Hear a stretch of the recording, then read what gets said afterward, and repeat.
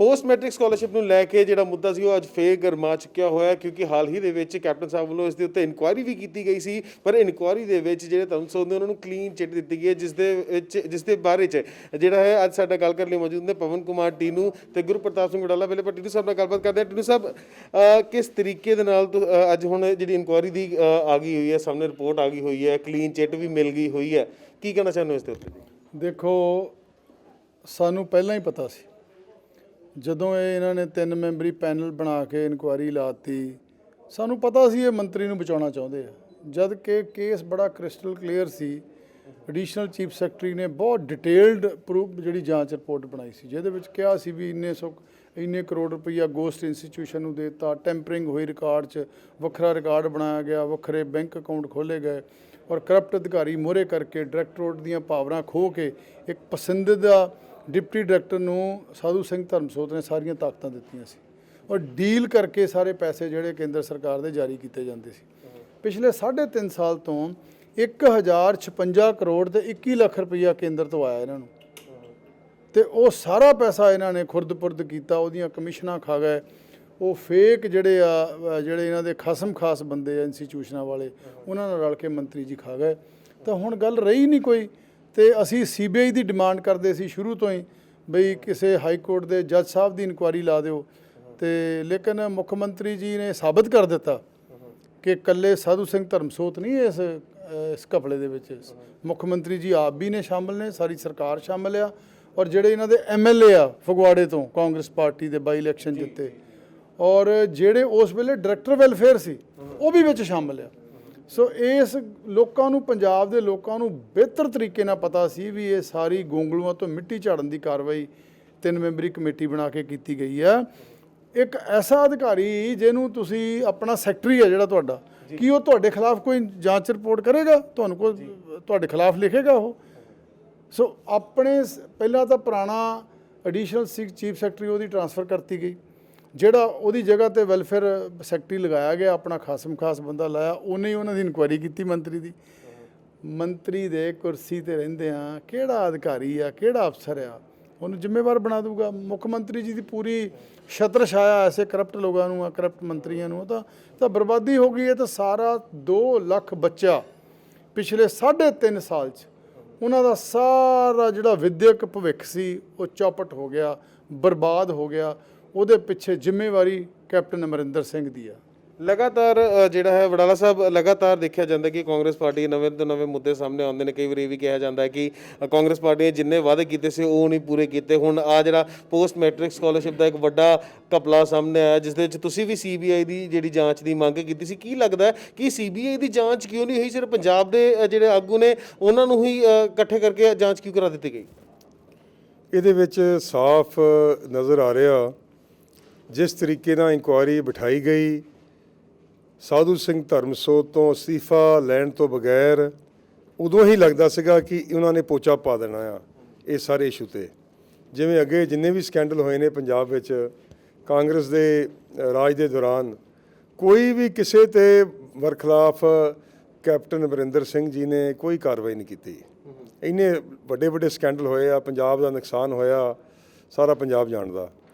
ਹੁਣ ਇਹ ਜਿਹੜਾ ਨਾ ਸਿੱਖਿਆ ਦਾ ਖੇਤਰ ਆ, ਇਹ ਬੜਾ ਪਵਿੱਤਰ ਇੱਕ ਜਿਹੜਾ ਹੈਗਾ ਸੇਵਾ ਦਾ ਖੇਤਰ ਆ ਜਿਸ ਵਿੱਚ ਬੱਚਿਆਂ ਨੂੰ ਪੜ੍ਹਾਇਆ ਜਾਂਦਾ ਹੈ, ਬੱਚਿਆਂ ਦਾ ਭਵਿੱਖ ਬਣਦਾ ਆ। ਸ਼੍ਰੋਮਣੀ ਅਕਾਲੀ ਦਲ ਨੇ ਬਾਹਰ ਵੀ ਧਰਨੇ ਦਿੱਤੇ, ਅਸੈਂਬਲੀ ਵਿੱਚ ਵੀ ਜ਼ੋਰ ਨਾਲ ਇਹ ਗੱਲ ਆਖੀ ਕਿ ਤੁਸੀਂ ਕਿੱਦਾਂ ਦੀ ਸਰਕਾਰ ਹੋ ਜਿਹੜੇ ਤੁਸੀਂ ਐਡੀ ਵੱਡੀ ਗਿਣਤੀ ਦੇ ਬੱਚੇ ਆਪਣੇ ਵਿਚਾਰੇ ਲੋੜਵੰਦ ਪਰਿਵਾਰਾਂ ਦੇ, SC ਵਰਗ ਦੇ, ਗਰੀਬ ਪਰਿਵਾਰਾਂ ਦੇ, ਤੁਸੀਂ ਉਹਨਾਂ ਦੀ ਪਰਵਾਹ ਹੀ ਨਹੀਂ ਕਰ ਰਹੇ। ਤੁਸੀਂ ਆਪਣੇ ਬਜਟ ਵਿੱਚ ਕੋਈ ਉਹਨਾਂ ਦਾ ਜਿਹੜਾ ਪ੍ਰੋਵੀਜ਼ਨ ਨਹੀਂ ਰੱਖਿਆ, ਉਹਨਾਂ ਦੇ ਸਕਾਲਰਸ਼ਿਪ ਦਾ, ਉਹਨਾਂ ਦੀ ਫੀਸਾਂ ਦਾ। ਫਿਰ ਇੰਨਾ ਬੈਕਲੌਗ ਖੜਾ, ਤੁਹਾਡੇ ਕੋਲ ਕੇਂਦਰ ਦੇ ਪੈਸੇ ਕਈ ਸੈਂਕੜੇ ਕਰੋੜ ਰੁਪਈਆ ਅੱਜ ਵੀ ਪੰਜਾਬ ਦੇ ਖਜ਼ਾਨੇ ਵਿੱਚ ਪਿਆ ਸੈਂਟਰਲ ਗਵਰਨਮੈਂਟ ਦਾ, ਤੁਸੀਂ ਉਹ ਵੀ ਯੂਜ਼ ਨਹੀਂ ਕਰ ਰਹੇ। ਤੁਸੀਂ ਕਿਉਂ ਨਹੀਂ ਆਪਣੇ ਡਿਸਬਰਸ ਕਰਦੇ ਫੰਡਸ? ਇੰਨੀ ਵਾਰੀ ਆਡਿਟ ਹੋ ਗਿਆ, 3 ਵਾਰੀ ਆਡਿਟ ਹੋ ਗਿਆ। ਉਹਨਾਂ ਕਾਲਜਸ ਨੂੰ ਪੁੱਛ ਲਓ, ਕਿਸੇ ਕਾਲਜ ਦੀ ਗੱਲ ਕਰ ਲਓ, ਜਿਹੜੇ ਵਿਚਾਰੇ ਅੱਜ ਵੇਟ ਕਰ ਰਹੇ ਕਿ ਸਾਨੂੰ ਸਕਾਲਰਸ਼ਿਪ ਦੇ ਪੈਸੇ ਕਦੋਂ ਆਉਣ ਤੇ ਅਸੀਂ ਆਪਣਾ ਕੰਮ ਕਿਵੇਂ ਚਲਾਈਏ। ਸੋ ਇਹ ਸਾਰਾ ਕੁਝ ਜਿਹੜਾ ਇਸ ਇਨਕੁਆਇਰੀ ਨੇ ਕੀਤਾ, ਇੱਕ ਤਰ੍ਹਾਂ ਦਾ ਪੋਚਾ ਫੇਰਿਆ ਆ। ਸਾਧੂ ਸਿੰਘ ਧਰਮਸੋਤ ਤੋਂ ਅਸਤੀਫਾ ਲੈਣਾ ਚਾਹੀਦਾ ਸੀਗਾ, ਤੇ ਜਾਂ CBI ਦੀ ਇਨਕੁਆਇਰੀ ਜਾਂ ਕਿਸੇ ਸਿਟਿੰਗ ਜੱਜ ਦੀ ਜਾਂ ਰਿਟਾਇਰਡ ਜੱਜ ਦੀ ਇਨਕੁਆਇਰੀ ਹੁੰਦੀ, ਫੇਰ ਹੀ ਦੁੱਧ ਦਾ ਦੁੱਧ ਪਾਣੀ ਦਾ ਪਾਣੀ ਹੋਣਾ ਸੀਗਾ। ਇਹ ਤਾਂ ਕੈਪਟਨ ਸਾਹਿਬ ਨੇ ਜਿਵੇਂ ਅੱਗੇ 3.5 ਪੌਣੇ 4 ਸਾਲ ਆਪਣਾ ਕੰਮ ਕੀਤਾ ਆ ਤੇ ਚੁੱਪਚਾਪ ਬਹਿ ਕੇ, ਉਹਨਾਂ ਨੂੰ ਕੋਈ ਪਰਵਾਹ ਨਹੀਂ, ਕੋਈ ਫਿਕਰ ਨਹੀਂ, ਕੋਈ ਉਹਨਾਂ ਨੂੰ ਆਪਣੇ ਕਿਸੇ ਪੰਜਾਬ ਦੇ ਤਰੱਕੀ ਦੇ ਨਾਲ ਕੋਈ ਸਰੋਕਾਰ ਨਹੀਂਗਾ ਕੈਪਟਨ ਸਾਹਿਬ ਨੂੰ। ਅੱਗੇ ਵੀ ਕਾਂਗਰਸ ਆਪਾਂ ਸਮਝਦੇ ਹਾਂ, ਅਸੀਂ ਜਾਤੀ ਤੌਰ ਤੇ ਕਿਸੇ ਦੇ ਉਲਟ ਨਹੀਂ ਗੱਲ ਕਰਦੇ, ਸਾਨੂੰ ਆਪਣੇ ਦੇਸ਼ ਦਾ, ਆਪਣੇ ਸੂਬੇ ਦਾ, ਆਪਣੇ ਪਰਿਵਾਰਾਂ ਦੇ ਭਵਿੱਖ ਦਾ ਸਾਨੂੰ ਬਹੁਤ ਫਿਕਰ ਆ। ਸਾਨੂੰ ਇਸ ਗੱਲ ਦਾ ਅਫਸੋਸ ਆ ਕਿ ਕਰਪਸ਼ਨ ਇਸ ਦੇਸ਼ ਨੂੰ ਕੋਣਾ ਵਾਂਗੂ ਖਾਈ ਜਾ ਰਹੀ ਹੈ, ਤੇ ਜੇ ਕਰਪਸ਼ਨ ਨਾ ਹਟੀ ਤੇ ਫਿਰ ਆਪਣੇ ਦੇਸ਼ ਦਾ ਕੁਝ ਨਹੀਂ ਬਣਨਾ। ਤੇ ਤੁਸੀਂ ਕਮ ਸੇ ਕਮ ਵਿਦਿਆ ਦਾ ਖੇਤਰ ਤਾਂ ਛੱਡ ਲਓ ਸਾਧੂ ਸਿੰਘ ਧਰਮਸੋਤ ਜੀ, ਜਾਂ ਮਤਲਬ ਤੁਸੀਂ ਜੇ ਪੈਸੇ ਖਾਣੇ ਹੀ ਆ, ਹੋਰ ਬੜੇ ਤਰੀਕੇ ਖਾਣ ਦੇ, ਜੇ ਤੁਸੀਂ ਖਾਣੇ ਹੀ ਆ ਤਾਂ ਤੁਹਾਡਾ ਜਿਹੜਾ ਹੈਗਾ ਸਵਾਦ ਨਹੀਂ, ਤੁਸੀਂ ਉਹ ਤੋਂ ਆਪਣੇ ਨੱਬਰ ਹੋ ਸਕਦੇ ਆ, ਨਹੀਂ ਮੁਨਕਰ ਹੋ ਸਕਦੇ। ਤੇ ਭਾਈ ਬੱਚਿਆਂ ਦੇ ਨਾਲ ਤਾਂ ਖਿਲਵਾੜ ਨਾ ਕਰੋ। ਬੱਚਾ ਸਾਰਾ ਪੰਜਾਬ ਦਾ ਜਿਹੜਾ ਸਟੂਡੈਂਟ ਹੈ ਬਾਹਰ ਜਾ ਰਿਹਾ, ਇੱਥੇ ਰਹਿਣ ਨੂੰ ਤਿਆਰੀ ਕੋਈ ਨਹੀਂਗਾ। ਅੱਜ ਤੋਂ 10 ਸਾਲ ਬਾਅਦ ਘਰ ਖਾਲੀ ਹੋ ਜਾਣੇ ਪੰਜਾਬ ਦੇ, ਤੇ ਕੀ ਕਰਾਂਗੇ ਆਪਾਂ? ਐਡੀ ਵੱਡੀ ਚਿੰਤਾ ਆ ਆਪਣੇ ਸਾਰੇ ਪੰਜਾਬੀਆਂ ਨੂੰ। ਪਰ ਕਿਉਂ ਆ? ਬਿਕੋਜ਼ ਉਹ ਸਿਸਟਮ ਤੋਂ ਨਿਰਾਸ਼ ਹੋ ਗਏ। ਬੱਚੇ ਵਿਚਾਰੇ, ਕੋਈ ਡਿਗਰੀਆਂ ਨਹੀਂ ਕਿਸੇ ਨੂੰ ਮਿਲ ਰਹੀਆਂ, ਕਿਸੇ ਨੂੰ ਐਡਮਿਸ਼ਨ ਨਹੀਂ ਮਿਲ ਰਹੀ, ਕਿਸੇ ਨੂੰ ਡਿਟੇਲ ਮਾਰਕ ਸ਼ੀਟ ਨਹੀਂ ਮਿਲ ਰਹੀ ਆਪਣੀ, ਤੇ ਕੀ ਕਰਨਗੇ ਉਹ? ਸੋ ਇਸ ਕਰਕੇ ਬਹੁਤ ਵੱਡਾ ਸਕੈਂਡਲ ਜਿਸ ਵਿੱਚ ਸਾਧੂ ਸਿੰਘ ਧਰਮਸੋਤ ਜੀ ਦਾ ਹੱਥ ਆ, ਤੇ ਇਸ ਇਨਕੁਆਇਰੀ ਕਮੇਟੀ ਨੇ ਉਹਨਾਂ ਨੂੰ ਬਰੀ ਕਰਨ ਦੀ ਕੋਸ਼ਿਸ਼ ਕੀਤੀ ਆ, ਲੇਕਿਨ ਲੋਕਾਂ ਦੀ ਕਚਹਿਰੀ 'ਚ ਉਹ ਨਹੀਂ ਬਰੀ ਹੋਏ, ਨਾ ਬਰੀ ਹੋ ਸਕਦੇ ਨੇ। ਤੁਸੀਂ, ਤੁਹਾਡਾ ਲਗਾਤਾਰ ਕਹਿਣਾ ਹੈ ਕਿ ਸੈਂਕੜੇ ਕਰੋੜਾਂ ਦੇ ਹਿਸਾਬ ਨਾਲ ਜਿਹੜਾ ਪੈਸਾ ਹਾਲੇ ਵੀ ਫੰਡਸ ਦੇ ਵਿੱਚ ਪਿਆ ਹੋਇਆ, ਜੋ ਕਿ ਸਟੂਡੈਂਟਸ ਤੱਕ ਨਹੀਂ ਪਹੁੰਚਿਆ। ਜਿਹੜਾ ਪਹਿਲਾਂ ਆਇਆ ਉਹਦੇ 'ਚ ਐਡਾ ਵੱਡਾ ਕਪਲਾ ਗਿਆ, ਹੁਣ ਅਗਲੇ ਦਾ ਤੁਹਾਨੂੰ ਕੀ ਲੱਗਦਾ ਕਿਸ ਤਰੀਕੇ ਸਾਹਮਣੇ ਆਏਗਾ? ਹੁਣ ਤਾਂ ਟਾਈਮ ਹੀ ਬਹੁਤ ਥੋੜ੍ਹਾ ਰਹਿ ਗਿਆ ਸਰਕਾਰ ਦਾ, ਹੁਣ ਤਾਂ 1 ਸਾਲ ਰਹਿ ਗਿਆ ਸਾਰਾ, ਵੀ ਹੁਣ ਕਦੋਂ ਪੈਸੇ ਰਿਲੀਜ਼ ਕਰਨਗੇ, ਬੱਚੇ ਕਦੋਂ ਪੜ੍ਹਨਗੇ, ਕਦੋਂ ਐਡਮਿਸ਼ਨਸ ਲੈਣਗੇ। ਜਿਨ੍ਹਾਂ ਬੱਚਿਆਂ ਨੂੰ ਸਕੋਲਰਸ਼ਿਪ ਆ 2-3 ਸਾਲ ਨਹੀਂ ਮਿਲੀ, ਉਹਨਾਂ ਦਾ ਤਾਂ ਫਿਊਚਰ ਖਰਾਬ ਹੋ ਗਿਆ। ਉਹਨਾਂ ਨੇ ਡਿਗਰੀਜ਼ ਲੈਣੀਆਂ ਸੀਗੀਆਂ, ਉਹਨਾਂ ਨੇ ਡਿਪਲੋਮਾਸ ਲੈਣੇ ਸੀਗੇ, ਉਹਨਾਂ ਨੇ ਕੋਈ ਕੋਰਸਿਸ ਕਰਨੇ ਸੀਗੇ, ਉਹ ਵਿਚਾਰੇ ਤੋਂ ਨਹੀਂ ਕੋਰਸ ਹੋਏ। ਬਹੁਤ ਸਾਰੇ ਬੱਚੇ ਸਾਨੂੰ ਮਿਲਦੇ ਆ, ਕਹਿੰਦੇ ਅਸੀਂ ਪੜ੍ਹਾਈ ਛੱਡਤੀ ਬਿਕੋਜ਼ ਸਾਡੇ ਕੋਲ ਫੀਸ ਨਹੀਂ ਦੇ ਹੁੰਦੀ। ਤੇ ਫਿਰ ਉਹ ਮਤਲਬ ਸਰਕਾਰ ਕਾਹਦੀ ਹੋਈ ਜੇ ਬੱਚਿਆਂ ਦੀ ਪੜ੍ਹਾਈ ਵਿੱਚ ਵੀ ਸਰਕਾਰ ਆਪਣਾ ਬਣਦਾ ਹਿੱਸਾ ਨਹੀਂ ਪਾ ਸਕਦੀ? ਉਹ ਵੀ ਕੇਂਦਰ ਸਰਕਾਰ ਨੇ ਭੇਜਿਆ ਸੀਗਾ, ਇਹਨਾਂ ਨੇ ਉਹਨੂੰ ਪੈਸੇ ਨੂੰ ਵੰਡਣਾ ਸੀਗਾ, ਇਹਨਾਂ ਤੋਂ ਵੰਡ ਵੀ ਨਹੀਂ ਹੋਇਆ। ਤੇ ਫਿਰ ਉਹ ਤੋਂ ਇਹਨਾਂ ਤੋਂ ਕੀ ਆਸ ਕਰਦੇ ਆ? ਬਿਲਕੁਲ ਫੇਲ ਹੋ ਗਈ ਹੈ ਕੈਪਟਨ ਸਾਹਿਬ ਦੀ ਸਰਕਾਰ, ਹਰ ਫਰੰਟ ਤੇ ਫੇਲ ਹੋਈ ਆ।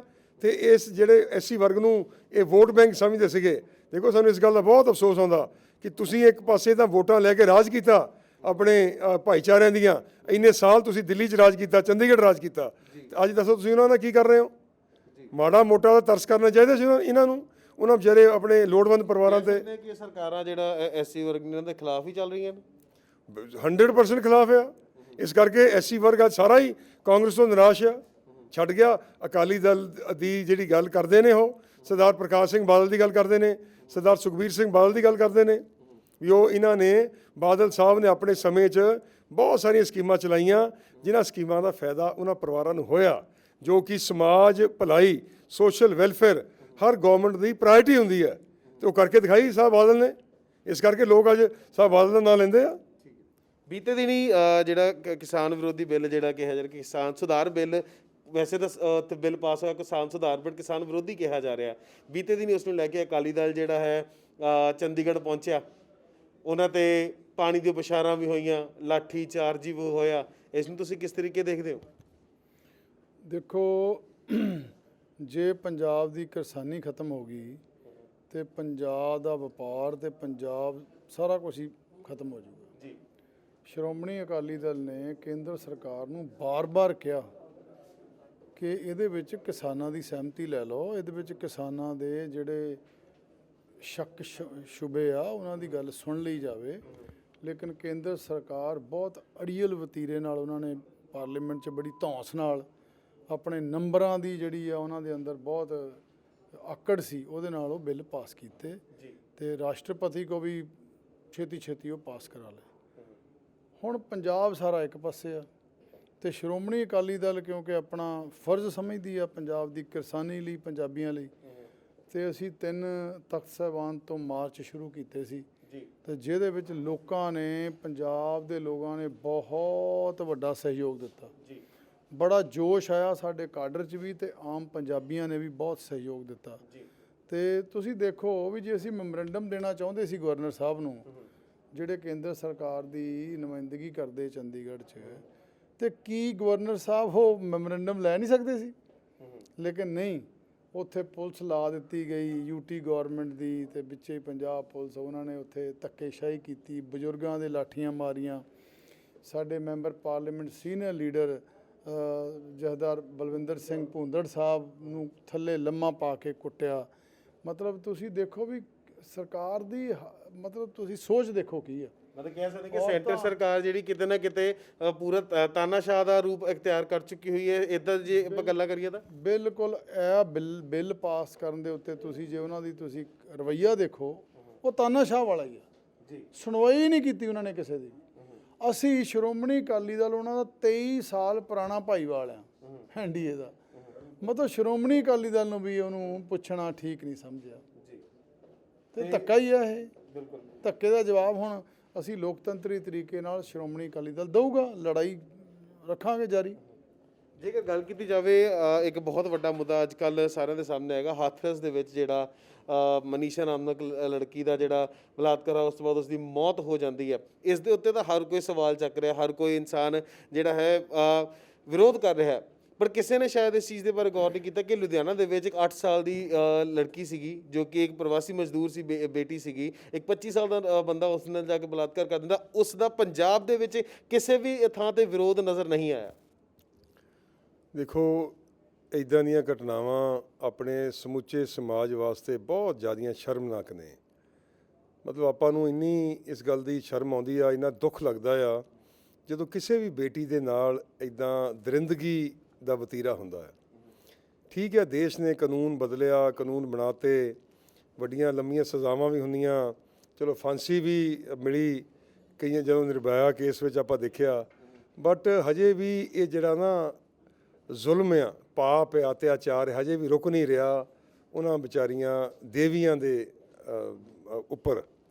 ਆਪਣੀਆਂ ਬੇਟੀਆਂ, ਆਪਣੀਆਂ ਧੀਆਂ, ਪੰਜਾਬ ਦੀ ਜਿਹੜਾ ਸੱਭਿਆਚਾਰ ਆ, ਪੰਜਾਬ ਦਾ ਜਿਹੜਾ ਪਿਛੋਕੜ ਵਿਰਸਾ ਆ, ਉਹ ਤਾਂ ਸਦਾ ਹੀ ਮਜ਼ਲੂਮਾਂ ਦੀ ਰਾਖੀ ਕਰਦਾ ਰਿਹਾ। ਖਾਸ ਕਰ ਆਪਣੀ ਧੀਆਂ ਭੈਣਾਂ ਦੀ ਜਿਹੜੀ ਇੱਜ਼ਤ ਵਾਸਤੇ ਪੰਜਾਬੀ ਸਦਾ ਹੀ ਜੂਝਦੇ ਰਹੇ, ਲੜਦੇ ਰਹੇ ਆ। ਕਿਸੇ ਵੀ ਬੇਟੀ ਦਾ ਕਿਤੇ ਵੀ ਨੁਕਸਾਨ ਹੋਣਾ, ਉਹਦੇ ਉੱਪਰ ਪਾਪ ਹੋਣਾ ਜਾਂ ਜ਼ੁਲਮ ਹੋਣਾ ਆਪਾਂ ਸਾਰਿਆਂ ਨੂੰ ਬਹੁਤ ਮਹਿਸੂਸ ਹੁੰਦਾ, ਚਾਹੇ ਉਹ ਲੁਧਿਆਣੇ ਹੋਵੇ, ਚਾਹੇ ਦਿੱਲੀ ਹੋਵੇ, ਚਾਹੇ ਹਾਥਰਸ ਹੋਵੇ, ਚਾਹੇ ਆਪਣੇ ਕਿਸੇ ਵੀ ਯੂਪੀ ਬਿਹਾਰ ਜਾਂ ਕਿਸੇ ਸੂਬੇ ਦੇ ਵਿੱਚ ਹੋਵੇ।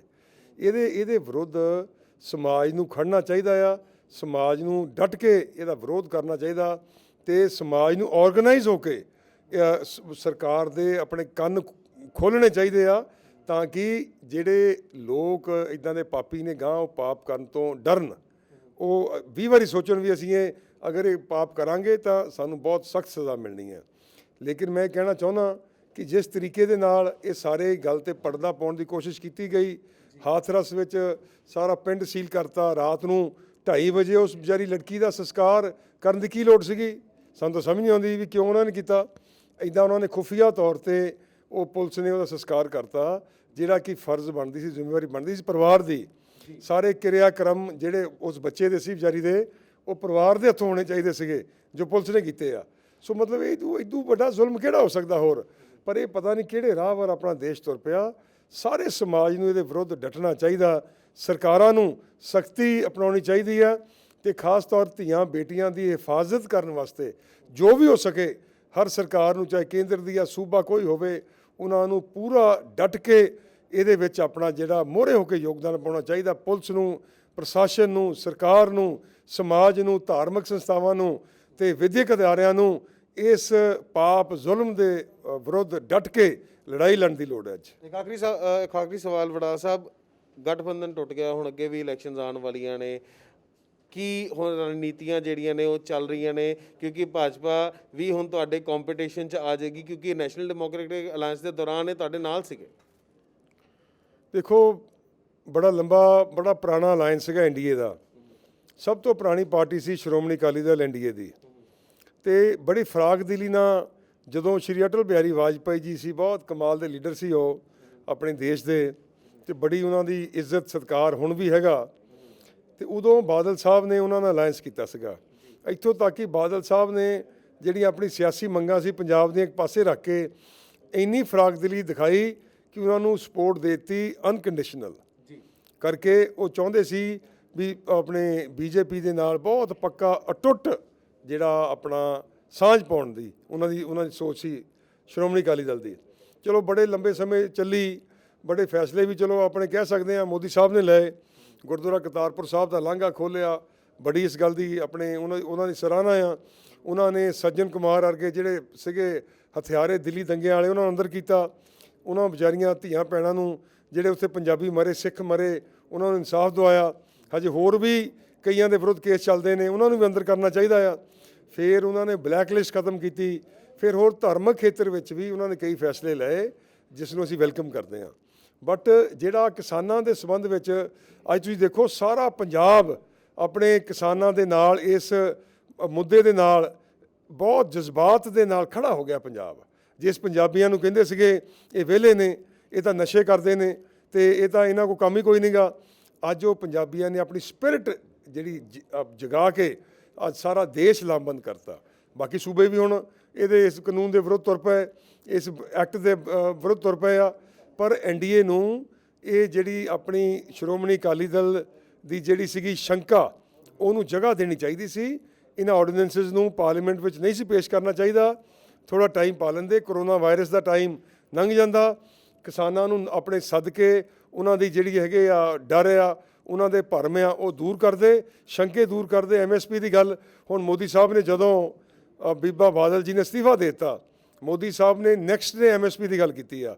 ਤੇ ਕਿਸਾਨ ਜਥੇਬੰਦੀਆਂ ਕਹਿੰਦੀਆਂ ਸੀਗੀਆਂ ਕਿ ਅਗਰ ਦੇਸ਼ ਦੇ ਪ੍ਰਧਾਨ ਮੰਤਰੀ ਮੋਦੀ ਜੀ ਪਾਰਲੀਮੈਂਟ ਵਿੱਚ ਕਹਿ ਦੇਣ ਕਿ MSP ਰਹੂਗੀ ਤੇ ਅਸੀਂ ਉਹਨਾਂ ਨੂੰ ਵਿਸ਼ਵਾਸ ਕਰ ਲਾਂਗੇ ਉਹਨਾਂ ਤੇ। ਪਰ ਉਹ ਬਹੁਤ ਲੇਟ ਕਿਹਾ ਉਹਨਾਂ ਨੇ, ਜਾਨੂੰ ਤਾਂ ਐਜੀਟੇਸ਼ਨ ਤੁਰ ਪਈ ਸੀ ਸਾਰੇ ਆਪਣੇ ਪੰਜਾਬ ਵਿੱਚ, ਹਰਿਆਣੇ ਵਿੱਚ। ਸੋ ਇਹਦਾ ਸਾਨੂੰ ਬੜਾ ਅਫਸੋਸ ਆ। ਪਰ ਠੀਕ ਆ, BJP ਦਾ ਆਪਣਾ ਰਾਹ, ਸਾਡਾ ਆਪਣਾ ਰਾਹ। ਕਈ ਵਾਰੀ ਦਾ ਤੋੜ ਵਿਛੋੜੇ ਹੁੰਦੇ ਆਏ ਨੇ, ਕਈ ਨਵੇਂ ਸਾਥੀ ਕਾਫਲੇ ਵਿੱਚ ਜੁੜਦੇ ਰਹੇ ਨੇ। ਕਾਫਲਾ ਬੜਾ ਲੰਬਾ ਸ਼੍ਰੋਮਣੀ ਅਕਾਲੀ ਦਲ ਦਾ, ਤੇ ਸ਼੍ਰੋਮਣੀ ਅਕਾਲੀ ਦਲ 100 ਸਾਲ ਪੁਰਾਣੀ ਪਾਰਟੀ ਹੈ। ਤੇ ਕੋਈ ਗੱਲ ਨਹੀਂ, ਜੇ ਉਹਨਾਂ ਨਾਲ ਟੁੱਟ ਗਿਆ ਕਿਸੇ ਹੋਰ ਨਾਲ ਹੋ ਜਾਊਗਾ, ਤੇ ਅਸੀਂ ਪੰਜਾਬ ਦੀ, ਪੰਜਾਬੀਆਂ ਦੀ ਤਕੜੇ ਹੋ ਕੇ ਸੇਵਾ ਕਰਾਂਗੇ। ਤੇ ਸਾਨੂੰ ਉਮੀਦ ਆ, ਪਰ ਉਮੀਦ ਆ ਕਿ ਪੰਜਾਬ ਦੇ ਲੋਕ ਸਾਡਾ ਸ਼੍ਰੋਮਣੀ ਅਕਾਲੀ ਦਲ ਦਾ, ਸਰਦਾਰ ਸੁਖਬੀਰ ਸਿੰਘ ਬਾਦਲ ਜੀ ਦਾ ਸਾਥ ਦੇਣਗੇ। ਲਾਸਟ ਸਵਾਲ ਜੀ, ਕਿਸਾਨਾਂ ਵੱਲੋਂ ਜਦੋਂ ਹਰਸਿਮਰਤ ਕੌਰ ਬਾਦਲ ਦਾ ਕਾਫਲਾ ਜਾ ਰਿਹਾ ਸੀਗਾ, ਕੁਝ ਕਿਸਾਨ ਜਥੇਬੰਦੀਆਂ ਵੱਲੋਂ ਜਿਹੜਾ ਹੈ ਜੁੱਤੀਆਂ ਦਿਖਾ ਕੇ ਉਹਨਾਂ ਦਾ ਵਿਰੋਧ ਕੀਤਾ ਗਿਆ ਸੀਗਾ, ਇਸ ਬਾਰੇ ਕੀ ਕਹਿਣਾ ਚਾਹੋਗੇ? ਦੇਖੋ ਜੀ, ਕਈ ਇੱਦਾਂ ਦੇ ਆਪਣੇ ਕਿਸਾਨਾਂ ਦੇ ਵਿੱਚ ਕਈ ਇੱਦਾਂ ਦੇ ਵਿਅਕਤੀ ਹੁੰਦੇ ਆ ਜਿਹੜੇ ਕਿਸੇ ਦੇ ਆਪਣੇ ਭੜਕਾਅ ਹੇਠ ਆ ਕੇ ਇੱਦਾਂ ਦਾ ਕੰਮ ਕਰਦੇ ਆ। ਦੇਖੋ, ਮੈਂ ਵੀ ਕਿਸਾਨ ਆ, ਆਪਾਂ ਸਾਰੇ ਕਿਸਾਨੀ ਨਾਲ ਜੁੜੇ ਆ। ਇਹ ਕਿਸਾਨਾਂ ਨੂੰ ਸਮਝਣਾ ਚਾਹੀਦਾ ਵੀ ਕੋਈ ਪਾਰਟੀ, ਕੋਈ ਜਥੇਬੰਦੀ, ਚਾਹੇ ਉਹ ਰਾਜਸੀ ਆ, ਸਮਾਜਿਕ ਆ, ਧਾਰਮਿਕ ਆ, ਕੋਈ ਹੈਗੀ ਆ, ਅਗਰ ਉਹ ਸਪੋਰਟ ਕਰਦੀ ਆ ਤਾਂ ਉਹਨਾਂ ਨੂੰ ਸਪੋਰਟ ਲੈਣੀ ਚਾਹੀਦੀ ਆ। ਤੇ ਕੋਈ ਇੱਦਾਂ ਦੀ ਗੱਲ ਨਹੀਂ। ਜੇ ਸਰਦਾਰਨੀ ਬਾਦਲ ਜੀ ਨੇ ਅਸਤੀਫਾ ਦੇ ਦਿੱਤਾ, ਕੈਬਨਿਟ ਦੀ ਉਹਨਾਂ ਨੇ ਜਿਹੜੀ ਹੈਗੀ ਆ ਵਜ਼ੀਰੀ ਛੱਡਤੀ, ਤੇ ਉਹ ਉਹਨਾਂ ਨੇ ਇੱਕ ਬਹੁਤ ਵੱਡਾ ਸਟੈਪ ਚੱਕਿਆ ਆ, ਉਹਨਾਂ ਨੇ ਕਿਸਾਨਾਂ ਖਾਤਰ ਚੱਕਿਆ ਆ। ਤੇ ਜੇ ਚਲੋ ਕਾਂਗਰਸ ਕਹਿ ਰਹੀ ਆ ਆਪਣੇ ਕਿਸਾਨਾਂ ਨੂੰ ਦਿੱਲੀ ਜਾਓ, ਕੈਪਟਨ ਅਮਰਿੰਦਰ ਸਿੰਘ ਕਿਸਾਨਾਂ ਦੇ ਮੋਢਿਆਂ 'ਤੇ ਰੱਖ ਕੇ ਚਲਾ ਰਿਹਾ, ਤੇ ਜੇ ਉਹ ਦਿੱਲੀ ਜਾਣ ਨੂੰ ਕਹਿ ਰਿਹਾ ਤੇ ਅਸੀਂ ਇੱਥੇ ਕਿਸਾਨਾਂ ਦੇ ਨਾਲ ਇੱਥੇ ਖੜੇ ਆ, ਅਸੀਂ ਵੀ ਧਰਨੇ ਦਿੱਤੇ ਆ, ਗਾਂ ਵੀ ਦੇਵਾਂਗੇ। ਤੇ ਕਿਸਾਨਾਂ ਨੂੰ ਇਦਾਂ ਦੇ ਜਿਹੜੇ ਹੈਗੇ ਆ ਹਰਕਤ ਨਹੀਂ ਕਰਨੀ ਚਾਹੀਦੀ। ਇਹਦੇ ਨਾਲ ਆਪਣਾ ਹੀ ਘਟਾ ਹੁੰਦਾ ਆ। ਜੇ ਆਪਾਂ ਕਿਸਾਨੀ ਦਾ ਘਟਾ ਕਰਾਂਗੇ ਤਾਂ ਫਿਰ ਆਪਣਾ ਜਿਹੜਾ ਹੈਗਾ ਆ ਮਕਸਦ ਪੂਰਾ ਨਹੀਂ ਹੋ ਸਕਦਾ। ਉਹਨੂੰ ਨਹੀਂ ਕਰਨਾ ਚਾਹੀਦਾ ਸੀਗਾ। ਸਾਰੀਆਂ ਪਾਰਟੀਆਂ ਦੀ ਸਪੋਰਟ ਲਈਏ। ਬਾਦਲ ਸਾਹਿਬ ਨੇ ਵੀ ਕਿਹਾ ਕਿ ਤੁਸੀਂ ਮੋਹਰੇ ਹੋ ਜਾਓ, ਅਸੀਂ ਪਿੱਛੇ ਹੋ ਕੇ ਕਰਾਂਗੇ ਤੁਹਾਡੀ ਸਪੋਰਟ। ਸਾਰੀਆਂ ਕਿਸਾਨ ਜਥੇਬੰਦੀਆਂ ਅੱਗੇ ਹੋਣ। ਲੇਕਿਨ ਕਿਸਾਨ ਜਥੇਬੰਦੀਆਂ ਨੂੰ ਇਹ ਵੀ ਅਸੀਂ ਬੇਨਤੀ ਕਰਦੇ ਹਾਂ ਕਿ ਕਾਂਗਰਸ ਦੇ ਪ੍ਰੋਪੇਗੈਂਡੇ ਤੋਂ ਬਚਣਾ ਚਾਹੀਦਾ। ਕਾਂਗਰਸ ਨੇ ਪਹਿਲਾਂ ਇੱਥੇ ਸਿਆਸਤ ਖੇਡਣ ਦੀ ਕੋਸ਼ਿਸ਼ ਕੀਤੀ ਆ। ਬਾਦਲ ਸਾਹਿਬ ਨੇ ਸੈਂਟਰ ਨੂੰ ਬਹੁਤ ਕਿਹਾ ਕਿ ਤੁਸੀਂ ਕਿਸਾਨਾਂ ਨੂੰ ਸੱਦ ਕੇ ਇਹਨਾਂ ਨਾਲ ਗੱਲ ਕਰੋ, ਫਿਰ ਇਹ ਜਿਹੜੇ ਹੈਗੇ ਆ ਆਰਡੀਨੈਂਸ ਇਹਨਾਂ ਨੂੰ ਲੈ ਕੇ ਆਓ। ਪਰ ਕੈਪਟਨ ਅਮਰਿੰਦਰ ਸਿੰਘ ਦੇ ਪਹਿਲੇ ਦਿਨ ਤੋਂ ਹੀ ਪੋਲਿਟਿਕਸ ਕਰ ਰਹੇ ਨੇ। ਉਹਨਾਂ ਨੇ ਕਹਿਤਾ MSP ਬੰਦ ਹੋ ਚੱਲੀ ਆ, ਹੁਣ ਦੱਸੋ ਝੋਨਾ ਮੰਡੀਆਂ 'ਚ ਆ ਗਿਆ, ਝੋਨਾ ਚੱਕਿਆ ਜਾ ਰਿਹਾ। ਅਸੀਂ ਕਹਿੰਦੇ ਸੀ, ਚਿੱਠੀ ਆਈ ਨਰਿੰਦਰ ਸਿੰਘ ਤੋਮਰ ਦੀ ਸਰਦਾਰ ਸੁਖਬੀਰ ਸਿੰਘ ਬਾਦਲ ਦੇ ਨਾਂ 'ਤੇ, ਉਹਨਾਂ ਨੇ ਕਿਹਾ ਕਿ MSP ਨਹੀਂ ਬੰਦ ਹੋ ਰਹੀ। ਤਾਂ ਨਹੀਂ ਬੰਦ ਹੋ ਰਹੀ MSP, ਤੇ ਫਿਰ ਕੈਪਟਨ ਸਾਹਿਬ ਕਿਉਂ ਕਹਿ ਰਹੇ MSP ਬੰਦ ਹੋ ਰਹੀ ਆ? ਕੈਪਟਨ ਸਾਹਿਬ ਨੇ ਕਿਸਾਨਾਂ ਨੂੰ ਗੁੰਮਰਾਹ ਕੀਤਾ। ਉਹਨਾਂ ਦੀ ਐਜੀਟੇਸ਼ਨ ਨੂੰ ਟੋਰਪੀਡੋ ਅਗਰ ਕੋਈ ਕਰ ਰਿਹਾ ਤੇ ਕੈਪਟਨ ਅਮਰਿੰਦਰ ਸਿੰਘ ਕਰ ਰਿਹਾ। ਸ਼੍ਰੋਮਣੀ ਅਕਾਲੀ ਦਲ ਤਾਂ ਹੈ ਹੀ ਕਿਸਾਨਾਂ ਦੀ ਪਾਰਟੀ, ਤਾਂ ਅਸੀਂ ਤਾਂ ਹੈ ਹੀ ਆਪਣੇ ਕਿਸਾਨ ਆਪ, ਤੇ ਸਾਡਾ ਜਿਹੜਾ ਬੇਸ ਵੀ ਕਿਸਾਨੀ ਦਾ ਆ, ਕਿਸਾਨਾਂ ਦਾ, ਮਜ਼ਦੂਰਾਂ ਦਾ, ਭਾਈਚਾਰਿਆਂ ਦਾ, ਮਿਹਨਤੀਆਂ ਦਾ, ਕਾਮਿਆਂ ਦਾ, ਜਿਹੜੇ ਵਿਚਾਰੇ 10-9 ਦੀ ਕਿਰਤ ਕਰਕੇ ਆਪਣੀ ਕਮਾਈ ਕਰਦੇ ਆ। ਸ਼੍ਰੋਮਣੀ ਅਕਾਲੀ ਦਲ ਉਹ ਉਹਨਾਂ ਦੀ ਜਥੇਬੰਦੀ ਆ, ਉਹਨਾਂ ਦੀ ਪਾਰਟੀ ਆ। ਸੋ ਇਹ ਇੱਦਾਂ ਦਾ ਜਿਹੜਾ ਕੋਈ ਵੀ ਘਟਨਾ ਹੁੰਦੀ ਸਾਨੂੰ ਅਫਸੋਸ ਆ, ਲੇਕਿਨ ਅਸੀਂ ਕਿਸਾਨਾਂ ਵਾਸਤੇ ਲੜਾਈ ਲੜਦੇ ਰਵਾਂਗੇ, ਜਦੋਂ ਜਦ ਕਰਦੇ ਰਵਾਂਗੇ, ਜਿਨ੍ਹਾਂ ਤੱਕ ਕਿਸਾਨਾਂ ਨੂੰ ਇਨਸਾਫ ਨਹੀਂ ਮਿਲ ਜਾਂਦਾ।